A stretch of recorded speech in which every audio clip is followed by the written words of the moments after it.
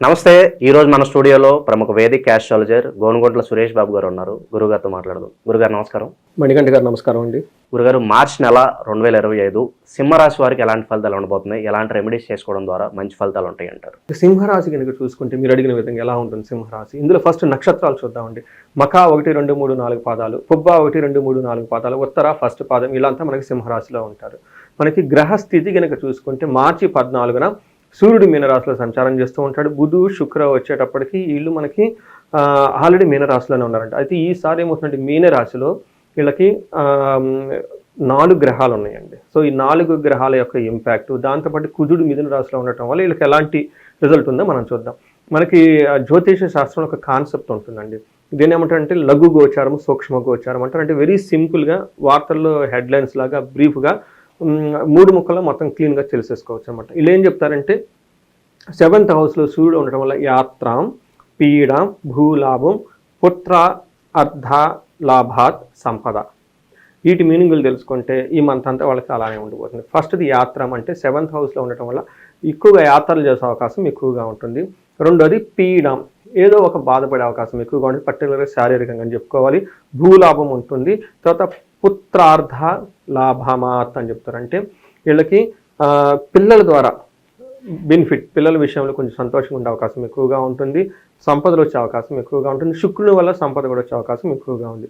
ఒక రకంగా చెప్పుకోవాలంటే వీళ్ళకి సూర్యుడు కొంచెం అంత అనుకూలంగా లేరు కాబట్టి మిగతా గ్రహాలన్నీ చాలా అనుకూలంగా ఉన్నాయని మనం చెప్పుకోవాలి. మన డీటెయిల్స్ గోచార రిపోర్ట్ కనుక చూసుకుంటే సూర్యుడు 8th హౌస్లో ఉండి 2nd హౌస్ను చూడటం వల్ల ఇది ఏమవుతుందంటే అండి, ఇది అంత యోగ్యత ఇవ్వదు, కొంచెం ఇబ్బంది పెట్టే స్థితిలో ఉన్నారు ఈ రాశి వాళ్ళకి. సూర్యుడు కొంచెం జాగ్రత్తగా ఉండాలి. ఎలాంటి విషయాల్లో జాగ్రత్తగా ఉండాలంటే మనకి మహర్షులు సంస్కృతంలో ఒక శ్లోకం చెప్తారు అంటే దుర్దోష శత్రు సంవాదో గమన వ్యధ దుఃఖ వార్తాశ్రుతం చైవ అష్టమస్తో యథా రవి అని చెప్తారనమాట. రవి గనక 8th హౌస్లో ఉంటే ఏం జరుగుతుంది అంటే వీళ్ళు చెడు పనులు చేయాలని ఆలోచన వస్తుంది. ఓకే, దుర్దోష, మన ఉద్దేశం మంచిగా డైవర్ట్ అయిపోతుంది. అప్పటిదాకా మంచిగా ఉన్న వాళ్ళకి ఏంటంటే చేయాలని ఆలోచన వచ్చేస్తుంటుంది. అంతేకాకుండా శత్రు సంవాద, శత్రువుని ఏం చేయాలి, వాడు మనని వదిలేయాలి. మనమంతా మనం పోయి శత్రువుతో గొడవ పెట్టుకుంటే వీళ్ళు మైండ్ అలా ఉంటుందన్నమాట. వీళ్ళంతా ఇళ్ళపై గొడవలు పెట్టుకొని వీళ్ళంతా ఇళ్ళపై లిటిగేషన్ మ్యాటర్లు ఎంటలపై ఇబ్బంది పడే అవకాశం ఎక్కువగా ఉంది. అంతేకాకుండా గమన వ్యధం వృధా అని చెప్తారు. అంటే ఏముందంటే మనం ఇక్కడ ట్రావెల్ చేసినా వాటి వల్ల ఉపయోగం ఏముండదు. అందుకని ట్రావెల్ చేసే ముందు 1-2 సార్లు ఫోన్ చేసుకొని వాతావరణం బాగుందా, వెళ్తే నిజంగా ఉపయోగం ఉందా అని తెలుసుకొని కరెక్ట్గా చేసుకోవాలి. లేకపోతే టైం వేస్ట్, అంత మనీ వేస్ట్, అంతా వేస్ట్ కదండి. అంతేకాకుండా దుఃఖ వార్త శృతం చైవ అంటే ఈ మాసంలో సూర్యుడు ఇక్కడ ఉండటం వల్ల వీళ్ళకి ఏదైనా ఒక బ్యాడ్ న్యూస్ వినే అవకాశం ఎక్కువగా ఉంది. అందుకని కొంచెం కేర్ఫుల్గా ఉండడం చాలా ఇంపార్టెంట్. దృష్టి, ఓకే, వీళ్ళకి 2nd హౌస్లో ఉండటం వల్ల వీళ్ళకి మనీ కోల్పోయే అవకాశం ఎక్కువగా ఉంటుంది, భయపడే అవకాశం కూడా ఎక్కువగా ఉంటుంది. ఇది కొంచెం గమనించుకొని ఈ ఇప్పుడుదా చెప్పుకున్న విషయాలు వీళ్ళు చాలా కేర్ఫుల్గా అలర్ట్గా ఉండడం ఎంతైనా మంచిది. అయితే వీళ్ళకి మార్స్ కుజుడు వీళ్ళకి చాలా యోగ్యతను ఇస్తున్నాడండి. చాలా బాగా మనకు 70% వరకు వీళ్ళకి కుజుడు వీళ్ళకి 11th హౌస్లో ఉండడం వల్ల చాలా యోగ్యతను ఇస్తాం అనమాట. ఎలాంటి పనుల్లో వీళ్ళకి బాగా అనుకూలంగా ఉంటుందంటే ఆరోగ్యం, అర్ధలాభం, సంతోషం, వస్త్రలాభ కృత్, ఓకే, యత్న కార్యానుకూలత్వం, ధైర్యం, ఏకాదశి కుజే అని చెప్తారనమాట. కుజుడి కనుక వీళ్ళకి ఏకాదశిలో ఉంటే ఏమవుతుందంటే ఆరోగ్యం చాలా బాగుంటుంది, డబ్బు విషయం చాలా బాగుంటుంది, సంతోషంగా ఉంటారు, వస్త్రాలు అవన్నీ తీసుకుంటారు. అంతేకాకుండా యత్న కార్యానుకూలత్వం, వీళ్ళు ఏదైనా కనుక పని కనుక చేస్తే ఆ పనిలో ఖచ్చితంగా సక్సెస్ సాధిస్తారు. ఫస్ట్ ఏముంది, ఇది మీది నెగిటివ్ మైండ్కి వెళ్ళిపోతే అక్కడ కూడా సక్సెస్సే, బట్ ఏదో ఒక రోజు ఎఫెక్ట్ అవుతుంది కదా. అందుకని మంచి పనులు కనుక ఈ టైంలో కానీ ఎనర్జీలు కనుక స్టార్ట్ చేస్తే మంచి రిజల్ట్ వచ్చే అవకాశం ఎక్కువగా ఉంటుంది. అంతేకాకుండా వీళ్ళకి డిస్ట్రక్షన్ ఆఫ్ ఫైనాన్స్, సింహరాశి వాళ్ళు కనుక ఎవరైనా కనుక ఉంటే ఖచ్చితంగా, ఓకే, ఇందాక కూడా మనం చెప్పుకొని ఇప్పుడు కూడా చెప్పుకుంటున్నాం, 2 గ్రహాలు వీళ్ళకి ధనానికి ఏదో ఒక విధంగా ఇబ్బంది తెచ్చే అవకాశం ఉంది, ధనాన్ని వృధాగా కోల్పోయే అవకాశం ఎక్కువగా ఉంది. డబ్బుని చాలా కేర్ఫుల్గా పెట్టుకోవటం ఎంతైనా ముఖ్యం. ఎందుకంటే ధనమే మనకు అంత కదండి, అది మన చేతిలో ఉన్నంత వరకు మనకి హీరో అనమండి, అది లేకపోతే ఏమవుతుందండి. అందుకని మీరు కష్టపడి సంపాదించిన ధనాన్ని వృధాగా పోగొట్టుకోకూడదు. అంతేకాకుండా వీళ్ళకి 6th హౌస్లో దృష్టి ఉండటం వల్ల మనీ కూడా వచ్చే అవకాశం ఎక్కువగా ఉంది. అంటే వీళ్ళకి మనీ ఫ్లో ఉంది, కానీ ఖర్చు పెట్టేది మీ చేతిలో ఉంది, అది మీరు జాగ్రత్తగా ఖర్చు పెట్టుకోవాలి. శుక్రుడు 8th హౌస్లో ఉండటం వల్ల ఏమవుతుందంటే ఇది మనకి మిక్స్డ్ రిజల్ట్. కొన్ని విషయాలు చాలా బాగుంటుంది, కొన్ని విషయాలు బాగుంటుంది. ఏ విషయంలో బాగుంటుందంటే టైమ్లీ గుడ్ ఫుడ్, మంచి ఫుడ్ తింటారు వీళ్ళు. అంతేకాకుండా 8th హౌస్లో ఉండటం వల్ల కొంచెం కొన్ని విషయాల్లో పాజిటివ్గా కూడా ఉంటుంది, కొన్ని నెగిటివ్గా కూడా ఉంటుంది. ఎక్కడ పాజిటివ్గా ఉంటుందంటే ధనలాభం బాగుంటుంది, ఆరోగ్యం బాగుంటుంది, సంసారం బాగుంటుంది, కీర్తి ప్రతిష్టలు అన్నీ బాగుంటాయి.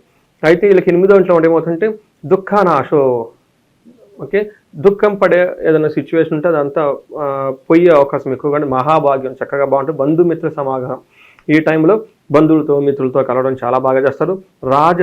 రాజదర్శనం అర్ధ ప్రాప్తి, ఓకే, మర్ధ ప్రాప్తి, రాజదర్శనం దాప్తి అని చెప్తున్నాం. అంటే ఏమంటే వీళ్ళకి పెద్ద పెద్ద రాజులను కలవటం, అలాంటి కలవటం, ధనం వచ్చే అవకాశం ఎక్కువగా ఉంది. సో ఈ ప్రకారంగా మంచి ఫుడ్ తింటూ శుక్రుడు చాలా యోగ్యతను ఇస్తున్నాడు మనం చెప్పుకోవాలి. ఒక రకంగా చెప్పుకోవాలంటే మనీ విషయంలో వీళ్ళు కేర్ఫుల్గా ఉంటే మిగతా తర్వాత దుష్టులతో సమాసం. సో ఈ మంత్ వీళ్ళ యొక్క ప్రోగ్రెస్ వీళ్ళ చేతిలోనే ఉంది. ఇంకా దుష్టు సమాసం బట్టి అనవసరం గొడవలు చేస్తే బాగుంటారు, లేదంటే పెట్టుకొని టైం వేస్ట్ చేసుకుంటారా, అన్ని విషయాలు బాగుంది కాబట్టి వాళ్ళు వాటి వదిలేసి మీరు ఇటు ఉంటారా అనేది. అందుకని ఏమంటే చిత్తం చాలా ఇంపార్టెంట్ అండి. దేవుడు మనకి అన్నీ ఇస్తాడు, మన బుద్ధి బాగాలేకపోతే ఏం చేస్తాం, అంతే కదా. అందుకని యోగా చేయాలి, మెడిటేషన్ చేయాలి, గురువులు చెప్పినట్లు వినాలి, పెద్దవాళ్ళు చెప్పినట్లు వినాలి, తల్లిదండ్రులు చెప్పినట్టు వినాలి, అన్నీ చెప్తారు కదండి. అవన్నీ చెప్పుకుంటూ వినిపోతే ఈ గ్రహాలు ఎన్నో ఏముండవండి, అవి వినకపోతే ఇది ప్రాబ్లం అవుతుంది అనమాట. అందుకని ఈ మంత్ వీళ్ళు బాగుండాలా లేదన్నది వీళ్ళ మైండ్ వీళ్ళ చేతిలోనే ఉంది. కాబట్టి సింహరాశి వాళ్ళు ధైర్య స్వభావం కాబట్టి ఆ పేరులోనే ఉంది కాబట్టి వాళ్ళు చక్కగా ఉండేసి హ్యాపీగా ఉంటారని చెప్పేసి మనం అనుకున్నామండి. కామెంట్లో మనకి చూసిన వాళ్ళ రెస్పాన్స్ ఇందులో పెట్టాలని చెప్పేసి కొన్ని కోరుకున్నాను, ఎందుకంటే ఇది వేరే వాళ్ళకి యూజ్ అవుతుంది. గురుగారు, ఇక ఏ నక్షత్రాల వాళ్ళకి ఎలా ఉండబోతుంది మరి? ఇందులో మఖా, పూర్వ పాల్గొని, ఉత్తర పాల్గొని 3 నక్షత్రాలు ఉంటాయండి. ఇందులో మఖా నక్షత్రం వీళ్ళకి 2 విషయాలు చాలా బాగుంది, 2 విషయాల్లో చాలా అనుకూలంగా లేదు. ఏ విషయాల్లో బాగుందంటే వీళ్ళు క్షేమంగా ఉంటారు, రాజ్యలాభం ఉంటుంది. అంటే ఓవరాల్గా ఎన్ని ఉన్నా కానీ హ్యాపీగా ఉంటారు. రాజ్యలాభము అంటే అధికార ప్రాప్తి వచ్చే అవకాశం ఎక్కువగా ఉంది. అదేవిధంగా పూర్వ పాల్గొనే వాళ్ళకి క్షేమంగా ఉంటారు, రాజ్యలాభం అంటే ఏంటంటే ప్రమోషన్స్ రావటం, ఎక్కువగా అధికారం, అథారిటీ, పవర్ రావటము, అవన్నీ వచ్చే అవకాశం ఎక్కువగా ఉంది. ఉత్తర పాల్గొనే వాళ్ళకి క్షేమంగా ఉంటారు, రాజ్యలాభం ఉంటుంది. అయితే వీళ్ళకి ఛాలెంజెస్ ఎక్కడ ఏంటంటే ఈ 3 నక్షత్రాలకి రోగము, హెల్త్ కాంప్లికేషన్స్ వచ్చే అవకాశం ఎక్కువగా ఉంది. రెండోది దరిద్రం అంటే మీనింగ్ ఏంటంటే డబ్బుకి, ఓకే, ఐశ్వర్యం లేక, ఆల్వేస్ డబ్బు అని కాదండి, ఓకే, మనకి కంఫర్ట్గా ఉండాలి, పిల్లలు బాగుండాలి, వృద్ధి ఉండాలి, ఇవంతా గ్రోత్, లైఫ్లో గ్రోత్ ఉండాలి కదా, ప్రాస్పరిటీ అంటారు అనమాట. ఈ ప్రాస్పరిటీ తగ్గే అవకాశం ఎక్కువగా ఉంది. అది డబ్బు లేకపోవటం అయితే ఇంకొక లేకపోవటం లేదండి. ఈ విషయాలు కొంచెం జాగ్రత్తగా ఉంటే ఈ రాశి వాళ్ళకి బాగుందని మనం చెప్పుకోవాలండి. గురుగారు, ఇంకా మెరుగైన ఫలితాలు పొందడానికి సింహరాశి వారికి ఏదన్నా మంచి రెమెడీస్ ఉంటే తెలియజేయండి. మఖా నక్షత్రం వాళ్ళకి గాయాలయ్యే అవకాశం ఎక్కువ ఉంది కాబట్టి అండి సూర్యుడికి సంబంధించిన మంత్రోపాసన చేస్తే చాలా బాగుంటుంది. సూర్య నమస్కారాలు చేసినా, సూర్యుడికి ఆర్గం చేసినా చాలా బాగుంటుంది. తర్వాత ఉత్తర ఫాల్గుని నక్షత్రం వాళ్ళకి కూడాను మనకి గరికతో గణపతిని కనుక పూజిస్తే చాలా బాగుంటుంది. ఇవంతా ఏంటంటే వాళ్ళకున్న తీవ్రత చాలా లో లెవెల్లో ఉంటుంది. కొంతమంది చాలా హై లెవెల్లో ఉంటుందండి. ఇప్పుడు వాళ్ళకి ఒక 10 కోట్లు రావాలి, సడన్గా రాకపోతే హై లెవెల్ అనమాట. అలానే రోగము, ఇది చాలా ఐసీయూ దాకా వెళ్ళిపోయే రోగ కాంప్లికేషన్ ఉందనుకోని చెప్తున్నా. అంటే వాళ్ళకున్న దశభుక్తి కూడా మనం చూడాలి, జాతకం, ఇండివిజువల్ జాతకం చూసి మనకు కరెక్ట్గా అర్థం అవుతుంది సీరియారిటీ ఏంటనేది. మామూలుగా అది దశాభుక్తి బాగుంటే ఇది ఓకే నార్మల్గానే ఉంటుంది.